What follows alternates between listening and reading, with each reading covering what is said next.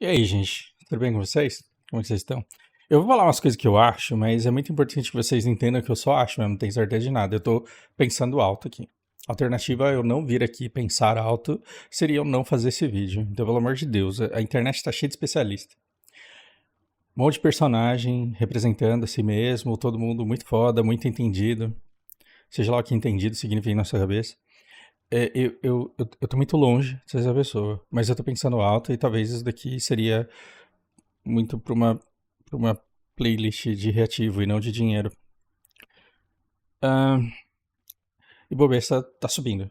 E Bovespa tá subindo. E quando sobe, cara, se a informação chega de graça pra você, é porque alguém pagou pra chegar, porque alguém tá querendo fazer idiota. Né? Informação boa, de qualidade, ela não chega de graça pra você, só porque você é um alecrim dourado, não chega. E eu acho que em pouco tempo você vai começar a receber um monte de propaganda do tipo, olha, invista a bolsa, porque olha como a bolsa só sobe. E eu acho que você deve ter cuidado com isso, porque você pode se lascar. Ahn, eu tô olhando pra esse Bovespa aqui e eu tô adorando, né? Porque eu tô olhando pra minha carteira aí e se continuar assim vai bater 30% em 12 meses. Tô olhando isso daqui, eu tô achando uma delícia. Mas por outro lado, eu lembro que em 2023, finalzinho ali, eu sentei com o. Mais ou menos nessa época aqui, ó. Quando a Bovespa tava 132 mil pontos, eu sentei com um amigo meu que é do mercado e trabalha em Big Four e tal. E a gente começou a conversar sobre isso e ele falou, cara, as empresas estão todas endividadas. Dessa conversa com ele, eu derivei a minha teoria conspiratória de que o jeito mais fácil de você roubar dinheiro de empresas, de estados, de pessoas é através de dívida.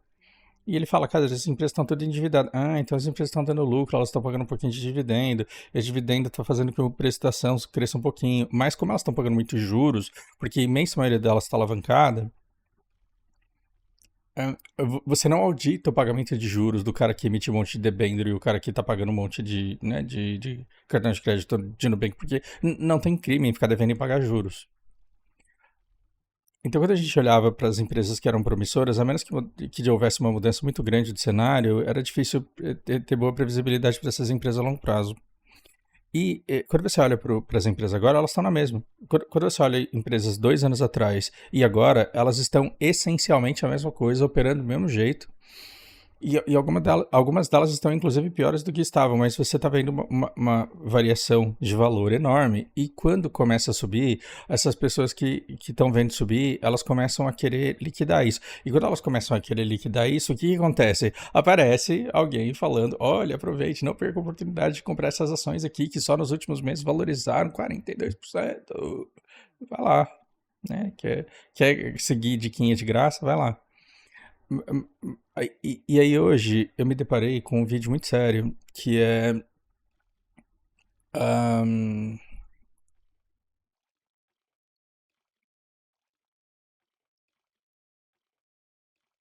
isso daqui. Pouco mais de um. Se eu não sei de onde que esse cara tirou. A UFP, se não me engano, é o daquele Sardinha lá, né? É o É, talvez. talvez. Talvez seja lá do Mestre Sardinha lá. Esse cara tá dizendo que a BlackRock ela tirou 2 trilhões dos Estados Unidos. Ela tirou 2. E aí eu tenho que dar uma volta enorme pra explicar o básico. Peraí que eu vou tentar explicar o básico. Deixa eu ver como que eu vou fazer isso.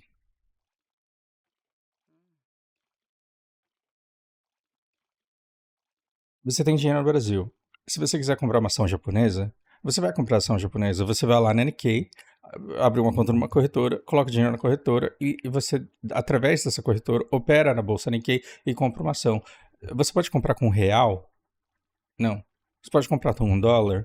Não, você vai ter que comprar ien. Então você compra ien e aí você compra aquela ação. Para você comprar ien, você gerou uma demanda por ien. E quando você comprou, você vendeu o real. Então você deu liquidez para o real para quem estava procurando. E você vendeu pelo preço que queriam te pagar na hora.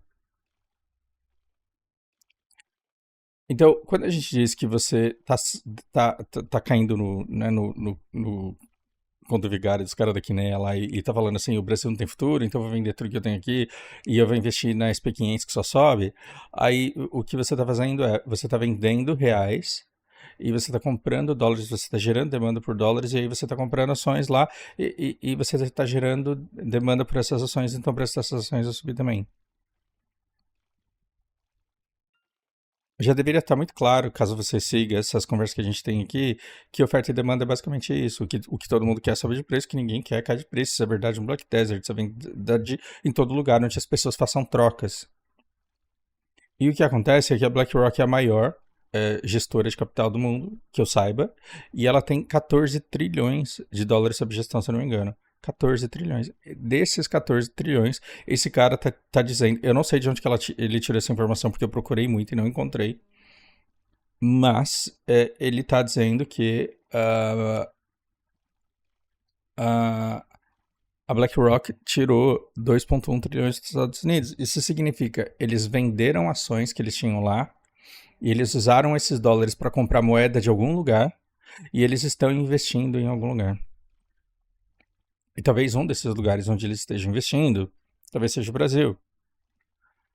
E aqui a gente tem uma distorção de valor de mercado muito grande, porque na época da pandemia, o negócio caiu desproporcionalmente por medo, porque todo mundo achou que todas as empresas do mundo iam falir e quiseram vender e se livrar delas enquanto ainda dava tempo. E aí perceberam que não, mas aí tem guerra, e aí tem crise, e aí tem um monte de outras coisas. E aí de repente está subindo.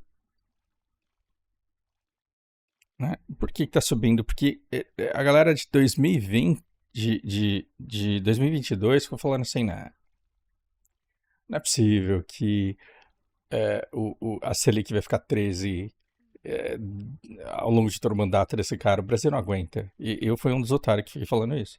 E todo mundo achava que o negócio ia cair. Mas, assim, não só não caiu, como subiu mais. E subiu mais e se manteve alto.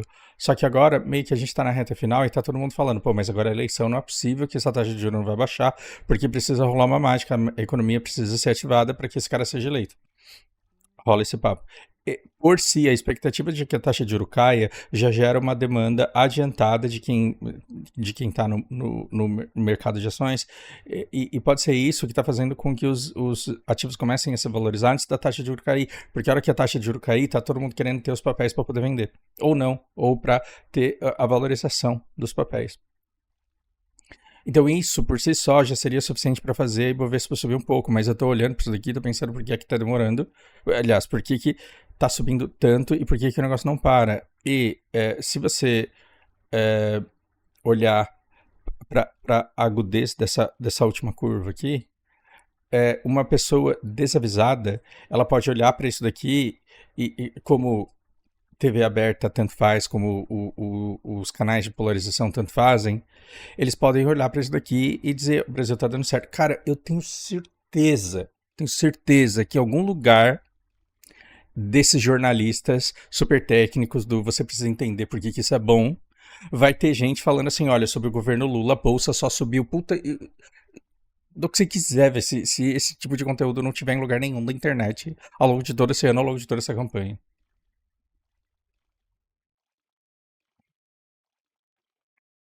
Vai ter gente falando assim, ó, o Lula fez um bom governo, olha o mercado de ações como que tá. Por quê? Porque isso engaja gente burra. O cara burro, ele olha pra isso daqui, ele não sabe como isso daqui funciona. Ele olha pra esse gráfico, ele não tem ideia do que isso seja. E o cara, ele gosta do Lula. Ele tá assistindo um canal de gente que fala bem do Lula. E aí ele vai falar, durante o governo Lula, olha o que a Bolsa fez. E ele olha e fala assim, Brasil, tá bom. Natural. E quando o negócio só sobe, o que começa a dar dinheiro? Essa porra de day trade. Então, eu andou. Se esse negócio continuar desse jeito, que andou 2 semanas até aparecer na sua timeline os caras vendendo curso de day trade de novo. E quando a curva de juros começar a cair, se prepara porque vai chover gente ganhando com day trade, comprando café com dinheiro da transação que ele fez ali, querendo te mostrar como que ganha dinheiro com isso. E se tiver imbecil caindo nessa história, aí você vai ver esse tipo de negócio se multiplicar. Tomara que não, né? Tomara que a gente tenha melhorado um pouco, mas eu não acho que tenha. Então, em cima desse cenário interno que a gente tem, que já leva a SP500 para cima a Ibovespa para cima nesse ano, eu vejo esse cara aqui E eu quero muito descobrir onde que ele encontrou essa informação, dizendo que a BlackRock vendeu 2 trilhões dos 14 que ela tem dentro dos Estados Unidos. E aí, se ela pegou esses 2 trilhões e investiu 300 bilhões no nosso mercado, ela já comprou a Petrobras. Então, assim, a BlackRock, não é que é fé no Brasil, é desesperança com o mercado americano. Por quê? Porque tá na hora de sair de lá, né? Então, se a BlackRock, por desesperança e por cautela com o mercado americano, ela tá tirando esse dinheiro e não tem onde pôr esse dinheiro, o fato dela querer deixar um pouquinho de dinheiro aqui no Brasil gera uma demanda absurda que pode estar fazendo esses preços subirem.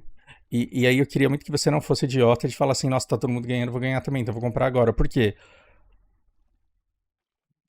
Porque, porque pode chegar uma hora que esse negócio pode subir tanto que a mesma BlackRock e todos os outros fundos de capital e todos os outros grandes investidores falam, tá chegando num ponto perigoso até para cá. Então vamos liquidar e vamos sair desse negócio. E aí o preço despenca tudo. A hora que despensa tudo, eventualmente o novo presidente vai ser eleito. E aí, quando o novo presidente já está eleito, ele precisa manter a economia aquecida? Depois que o presidente é eleito, ele precisa manter o juro baixo? Depois que o presidente é eleito, ele precisa manter uma aura de positividade de vários veículos de comunicação de convencendo de que o Brasil tá bom? Não. E aí o que acontece? Aí vem o pessimismo generalizado, porque depois da eleição começa a vir a realidade do mandato do cara. E aí se esse pessimismo acontece, se a BlackRock arruma outro lugar para alocar esse capital e todo mundo que está aqui fala já chegou num valor irracional e é melhor eu sair, aí você que comprou no alto e que falou assim, nossa, só sobe, então vou comprar, pode ver esse negócio derreter na tua mão. Então, eu vivo dizendo para você ter muita cautela, porque eu ia escrever, né? Não tem aquela peça que eu comecei a escrever lá? Eu ia escrever lá da Karla Marx. E a Karla Marx, ela é muito comunista, e ela é muito pela justiça, e ela é muito pela igualdade. E aí, para financiar os trabalhos de conscientização do grupo, ela quer vender uns biscoitinhos para emagrecer, uma refeição fitness. E aí ela precisa fazer propaganda disso. Só que a Karla Marx é gorda. Então ela não pode fazer propaganda de um produto para emagrecer. E aí, pensa o nome aí. Dá o nome pro meu personagem, tô precisando. Cleidiane. Aí a Cleidiane, ela é magrinha. Ela tem aquele corpo pilãozinho, assim, que a gente gosta. Aquela cinturinha fina. E aí ela fala, Cleidiane, vou fazer propaganda aqui do meu produto, porque a gente precisa vender esse negócio aqui para defender a nossa causa. E a Cleidiane fala, então, amiga, mas eu já tentei usar esse negócio aí e eu não posso porque sou alérgica. E aí a Karla Marx que luta pela igualdade, pela equidade, pela equanimidade, e pelo fim da exploração, e pelo fim das diferenças, e pelo fim do engano e do engodo, ela fala assim, não, amiga, mas é só a sua imagem, você não precisa tomar esse negócio, é só pra você fazer propaganda pra gente vender. Não, mas aí seria desonesto. Não, mas é por uma boa causa. E é que tem que ser você, porque qualquer outra menina daqui não vai ter o mesmo efeito. Então, você quer um garoto propaganda que fale a verdade? Não. Você quer um garoto propaganda que tenha conhecimento técnico? Não. Você quer alguém que seja uma figura de autoridade naquele assunto. E a Cleidiane com a cinturinha fininha dela, né? Aquela ampulheta, né? Ela era muito atraente porque todo mundo quer ter o corpo dela, todas as mulheres querem ter o corpo dela. Então, se ela fala que ela tá comendo biscoito, as outras mulheres vão tudo querer esse biscoito, porque nós somos bichos de manada. O que eu tô querendo dizer pra você é que se você vai contratar alguém pra falar da Shell,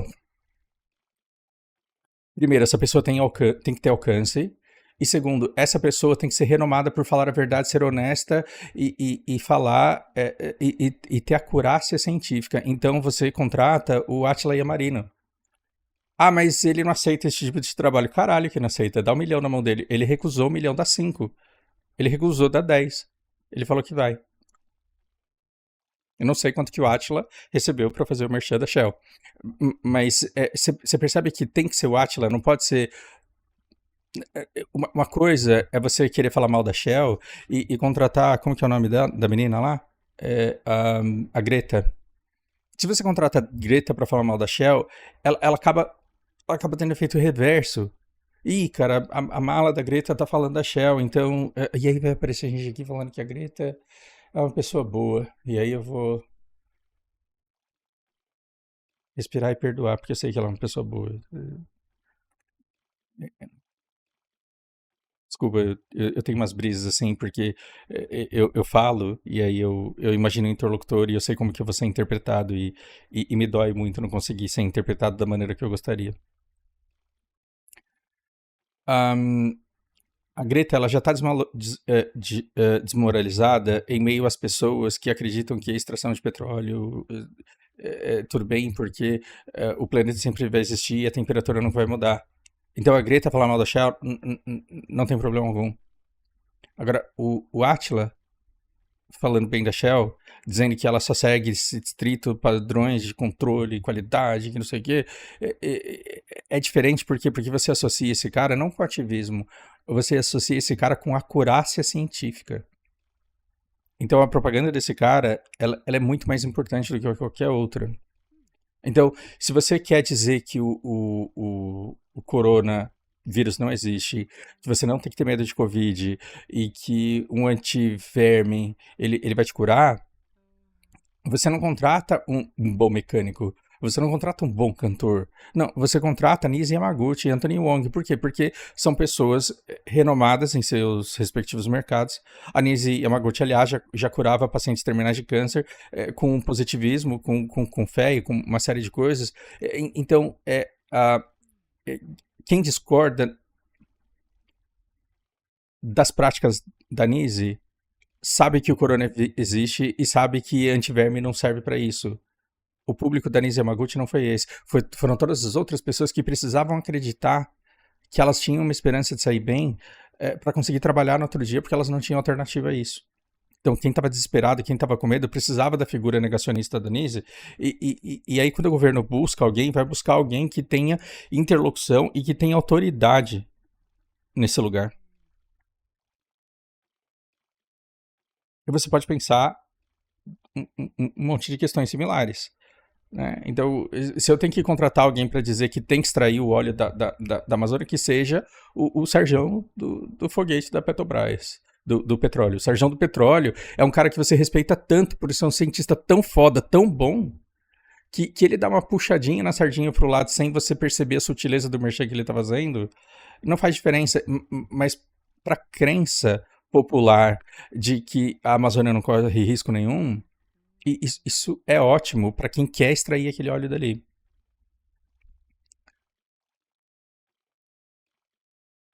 O que eu tô querendo dizer para você é, se a propaganda chega de graça para você, porque tem alguém querendo fazer de otário. E se vão colocar dinheiro para alguém formar a opinião de alguém, vão colocar uma figura de autoridade que seja respeitada.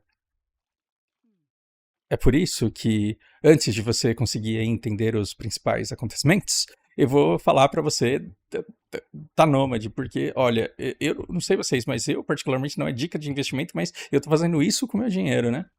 E ele tá comprando dólares porque é uma moeda forte, que tá passando por uma queda aí, mas é uma moeda forte, e aí você. E ele parou com esse negócio, mas você pode investir num lugar seguro em ações que só sobem, porque teve uma época em que ele tava falando isso da SP500.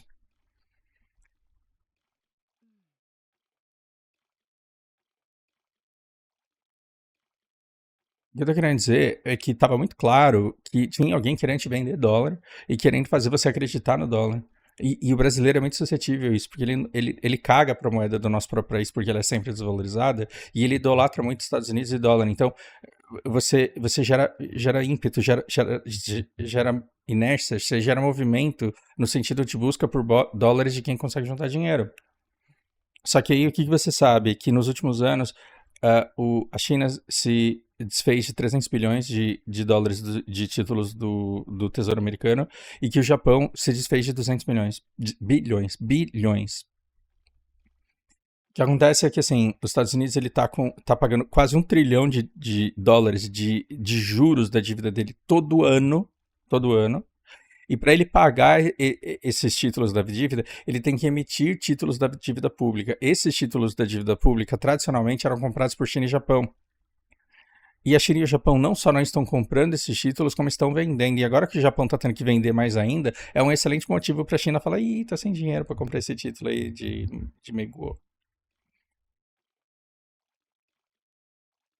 E aí, para quem que os Estados Unidos vai vender esse título no volume que ele precisa, que é de 1 trilhão por ano?